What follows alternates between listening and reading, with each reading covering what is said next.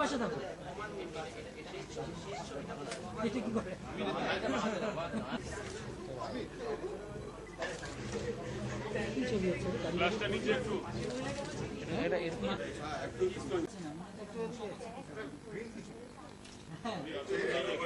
আমরা কিন্তু সবসময় ইন্দো চায়না মৈত্রীর কথা বলি এবং আমরা কিন্তু সবাইকে আপন করে নিই। এটার একটা ইন্দো চায়না মৈত্রী তো হয়েই আসছে চিরকাল ধরে, কারণ বাঙালির, আমি বললাম যেরকম বাঙালি মাছ ভাত ডাল খেতে ভালোবাসে, সেরকম চাইনিজ খাবার খেতে ভালোবাসে বহুদিন ধরে, সেটা আমিও তাদের ব্যতিক্রমী নই।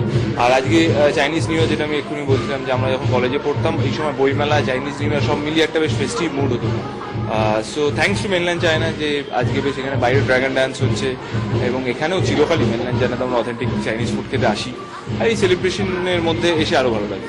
ডেফিনেটলি, মানে আমাদের নিউ ইয়ারকে যেমন সেলিব্রেট করি, আমরা কিন্তু প্রতিবেশী দেশকেও সেই সম্মানটা জানাই। একদমই, আমার মনে হয় এইভাবেই দেখো, ভালো থাকার জন্য খুব কয়েকটা ছোট ছোট জিনিস দরকার হয়, তার মধ্যে সব থেকে আগে দরকার হয় একসঙ্গে মিলেমিশে থাকা, আর ভালো খাবার পেলে লোকজন এমনি ভালো থাকে। সবাইকে ডেকে নেবো। আজকে 31শে ডিসেম্বর শুক্রবার আমার নতুন ছবি মুক্তি পেয়েছে, দ্য রয়্যাল বেঙ্গল টাইগার। আপনাদের কাছাকাছি প্রেক্ষাগৃহে সত্তর গিয়ে চলে যান, বন্ধু বান্ধব বাড়ির সবাইকে নিয়ে।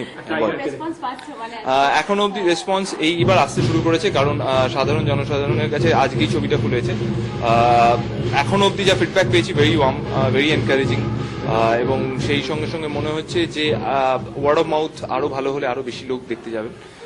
আমি আশা করব উইকেন্ড সামনে, শনিবার আছে, রোববার আছে, আরো মানুষ বেশি দেখতে যাবেন, কারণ এটা একেবারেই সাধারণ মানুষের গল্প বলেছে দ্য রয়্যাল বেঙ্গল টাইগার সবসময়, তো দে ক্যান কানেক্ট।